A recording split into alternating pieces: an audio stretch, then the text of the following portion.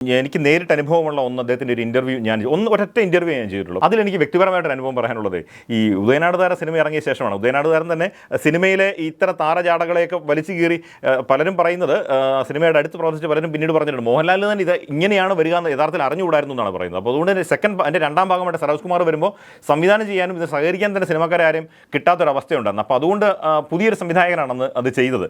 ആ സിനിമ മറ്റേതിനേക്കാൾ വലിയ ഇതുപോലത്തെ കാര്യങ്ങൾ എക്സ്പോസ് ചെയ്യുന്ന താരജാടകൾ എക്സ്പോസ് ചെയ്യും, ഇതിലെ അനാശാസ്യ പ്രവണതകളൊക്കെ തുറന്നായിട്ട് ചെയ്തായിരുന്നു. അപ്പോൾ അതിറങ്ങിക്കഴിഞ്ഞ് വിമർശനങ്ങൾ വരാൻ തുടങ്ങിയ ഘട്ടത്തിൽ ശ്രീനിവാസന് തന്നെ ഇതിനെക്കുറിച്ച് പ്രതികരിക്കണമെന്ന് തോന്നി. അദ്ദേഹത്തിന് വളരെ അടുപ്പക്കാരനായ ഒരാളോട് ഈ അഭിപ്രായം പങ്കുവച്ചപ്പോൾ ഞാനത് മനോരമയിലുള്ളപ്പോൾ മനോരമയിൽ KG കൃഷ്ണകുമാറിനോടാണ് അദ്ദേഹം ഈ വിവരം പങ്കുവയ്ക്കുകയും, അപ്പോൾ ഞാനന്ന് തിരുവനന്തപുരം ബ്യൂറോയിലായിരുന്നു, അദ്ദേഹം തിരുവനന്തപുരത്താണെന്നുള്ളത്, എങ്കിൽ ഒന്ന് ചെയ്യാമോ എന്ന് ചോദിച്ച് ഞങ്ങളങ്ങനെ അന്ന് ഇൻ്റർവ്യൂ ചെയ്തതാണ്. ഏതാണ്ടൊരു അരമണിക്കൂറോളം വരുന്ന ഇൻ്റർവ്യൂ എന്ന് എൻ്റെ ഓർമ്മ.